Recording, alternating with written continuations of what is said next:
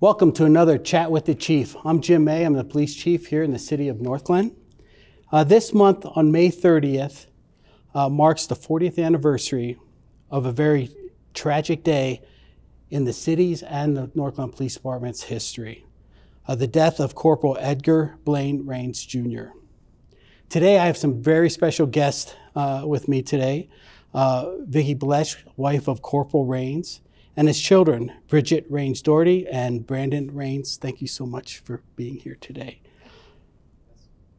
I believe it is important to hear this story and understand that, you know, the sacrifice that EB made in the line of duty, but also the incredible sacrifice in what you guys had to endure after that event. And I know the conversation could be hard today, but I so appreciate you guys coming out and really reminding the community of that, right? This is something that this police department will never forget. Even when I'm long gone and, you know, as chief, the ones coming in, that's, you know, what his sacrifice was for this community.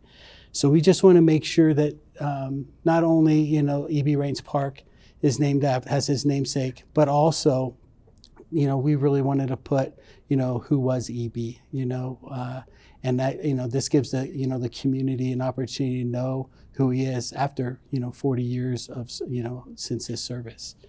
Can you talk about, you know, that May 30th? Can you talk about that day?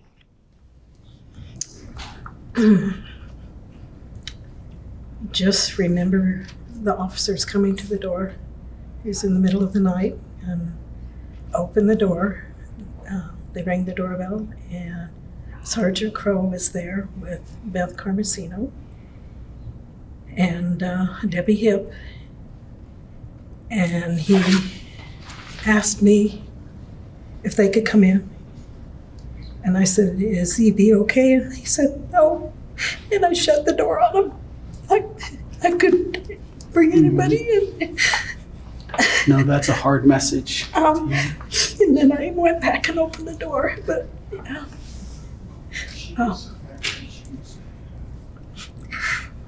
I don't remember a whole lot because they put me on tranquilizers the next day. But they just told me that Blaine had been killed, and I said, "Well, who did it?" And they didn't tell me who did it. And I was so angry, I told them, I said, "I'm going to take a gun and go shoot him." I said, "You know, this is wrong." And they didn't say any more about it. And I went in the kitchen and I said, "Does my family know?" And they said, "No." And I was crying and screaming, and the kids, Bridget got up and said, "What's going on?" And I told her, I said, "I didn't say much to you." I think the officers said, you know, I think it was Beth, said, "They need to go back to bed."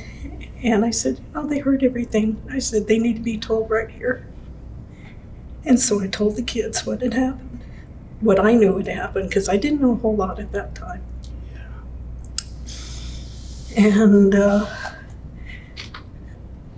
then when I got my wits about me a little bit, I picked up the phone and started calling my family. You did all the notifications? Yes. Of your family members? Yes. Bridget, you were a little older than Brandon at that time. Yes. You know, what do you remember of that day? I could tell you, I remember seeing my dad getting ready. He said he'll be back soon. I remember Knight Rider was on. Brandon was on his little big wheel, and I was too busy to just run and tell him. I always told him I loved him. That night, I just gave him a quick hug and went back to watching TV, not knowing that was going to be the last time I would see him, and I never got to tell him I loved him. But I loved him, and I still do, very deeply. I remember that morning hearing screaming coming from where our stairwell was. We lived in a 2-story off of Spring Drive. And I just remember hearing screaming, and it was my mom. So I came out, and she was just a mess. I thought something happened to her. But she just said, your dad's dead, and he's not coming home. Mm-hmm. And Beth Carmesino took me aside and had a short conversation as well. But being 11 years old, you don't really know, what that means. But very concerning. Having your parent just screaming. Oh, yeah. Horrifying. Thank you. Brandon, you were younger, right? Yep, very young. I think you're three years old. Yeah. Do you remember that night at all? With anything, traumatic like that, there's bits and pieces. Yeah. I remember, the police officers being in the, front entry of our house, but bits and pieces of that. And, I remember, you being really upset. Yeah. No, thank you so much. That's pretty much it. Yeah. What are some of the great memories that you have of your dad that you guys remember that really sticks with you? My dad was a very hands-on dad. Very proud to be with his family.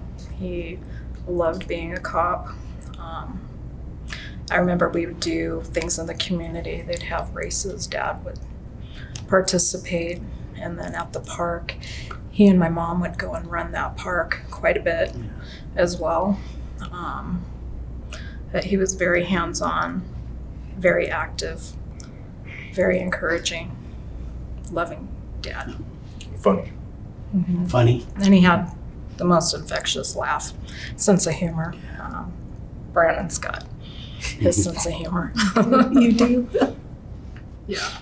Vicki, raising the kids and over time, right? Having that happen. So when you guys were so young, as you guys got older, what was, your mom, of course, being that North Star for you, and really what kept you guys, because you guys are very, successful adults, and we'll talk about your career in a little bit, but Brandon, same thing. What kept you guys focused from that tragedy? How did you guys survive and thrive after that?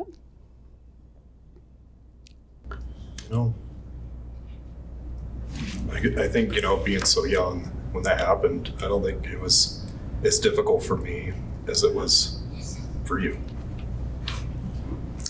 I could tell you growing up, it was very difficult, especially at elementary school. I got made fun of. Your dad's dead. Your dad's a pig. That really affected me for quite some time. But those kind of things were difficult. And especially when, one of the neighbor kids that we were very close to my dad, I still remember him not sticking up, and he joined in as well. And it was that really was damaging. But I think we made it through because we all stuck together. And we always honored, my dad's memory. Yeah. Tell everybody what you did for a career and just retired as. So I became Adams County Deputy Sheriff. I served from 1999 until September 30th of 2021. Long career, good career. Proud to serve my community, especially in a community where I grew up in. So was your dad the inspiration of that? Did you want to continue the torch, or what was your motivation? I struggled with that for quite some time. I can tell you that when he was really wanting to be an officer, and this was back when we lived in Fort Lupton, and he was a reservist with Brighton, I always looked up to my dad. I was a daddy's girl. And I really respected what he did. He was happy. But it took me a long time to figure out what I wanted to do. I wanted to be a teacher. That didn't pan out. So then I took criminal justice classes, got my criminal justice degree back in 1985 from Metro. Did that, and then I got married to my husband, Mike. Went through the police academy, and after that I worked for the El Paso County Sheriff's Office for a little bit, trying to figure out if I wanted to do patrol, but obviously, you know, with the thing that happened with my dad, that pretty well traumatized me for quite some time, so I ended up going into the detention aspect of the sheriff's office. Vicki, how did that make you feel when Bridget was going to go into law enforcement? Brought back. Worried about her, but I was really proud of her to do that and to carry on. I was glad she did it. Yeah, and again, getting to know you, you know, when you were a deputy and everything else, and thank you so much for the service to, you know, Adams County and you know, our city as well. So thank you. Appreciate that. Thank you. Yeah. I think one of the reasons, again, I think it's so important for the community to know not only, you know, EB's sacrifice that day, but also what you guys went through and trying to heal from that, and how we can do better as law enforcement, right? I think, you know, that's the thing back then. I think a lot of stuff, I'm hoping we're getting better. And so what kind of advice would you give, you being, you know, an officer, on how we could probably do better by the family? You know, when, you know, if something, you know, worst nightmare would ever happen again, and how we can better serve you. Again, you'll never be forgotten here at the Northglenn Police Department, you know, so you're always our family. I just wanted to let you know that today as well. And you're always welcome. Thank you. And so that's super important for you guys, that, you know, for me to tell you that you're important to us, and you're important to this community as well. So, but yeah, so what advice do you have for me, being an old curmudgeon chief, of, you know, making sure I can do it right, or our team, our officers can make sure we do it right? I think looking back, just being there more, because I know for a while it's like we'd have some people stop by, and then we wouldn't see them again. Yeah, I agree with that too. Yeah. Yeah. Yeah, they were there, and then we wouldn't see them. Okay. Make sure we're there. Not to the point of, you know, always like, oh, I feel like I have to go and see these people, but just, hey, you know, we're thinking about you. And check in. Or checking in every once in a while. It's understandable that, you know, they had trouble dealing with this as well. Yes. You know, I mean, it's really traumatic, you know. It's really, for everybody. Knowing the officer, again, talking, you know, Brad Nelson was on scene, you know. Brad was good. Brad and yeah. Again, it is, you know, they're all close friends, you know, that too. And we don't take care of ourselves in that, you know, them either, right? So that's one of the things we learned, you know, the trauma that not only for the family, but those officers working hand in hand and their close friends. You know, we have to make sure that they're also, you know, taken care of too. Vicki, what would have helped, you know, or was that the same? Do you think, you know, more? Yes, and maybe figuring out a way. I had trouble when I'd see some of the officers and they'd see me in places. They'd turn their back like they didn't even know who I was. And I know they were hurting too, and they just didn't know what to say. But that was hurtful. Yeah. And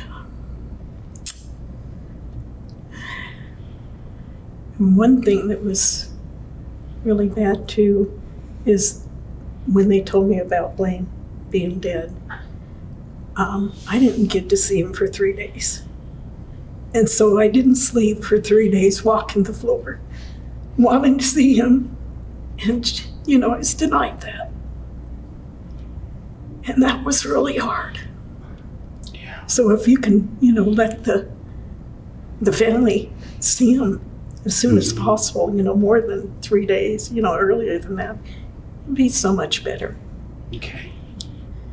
It really does help to see him. Yep. Yeah. Because I know one of the hardest things, for me too, is when I started getting older, and I did seek out Brad one night to kind of get his side of the story. I mean, I never knew like that side of the story. Yeah. So I did seek that out, and he explained everything that happened, and it gave me clarity of what being so young, didn't understand it. How old were you when you really wanted to have that? Were you a teenager or older? Or I was 18. 18? Yep. And he struggled. He struggled a lot. He did. Yes. Yeah. Yes. But one of the No, I best get it. things was Mark Forsyth being there, and having sitting with us in the evenings for a few weeks. That helped more than anything. That was wonderful. And I've never forgotten that. Yeah. Well, I will let Mark know. That's very appreciative. And this situation's a little unique, right? Because it's, I didn't even really want to bring it up, but it was an officer on officer, right? And you guys just, and I don't want to name names, right? But, you just recently were able to make contact with that officer, because guaranteed it was super hard on him as well when this happened. Yes. And that it was a horrible tragedy and accident on how that happened. He was a good friend Yeah. and a family friend. And it just broke my heart that this happened to him like that. We didn't blame him for anything. No. Wonderful person. His wife is a wonderful woman. Just great. And we still see him. And we will continue seeing him. Yes. That's wonderful.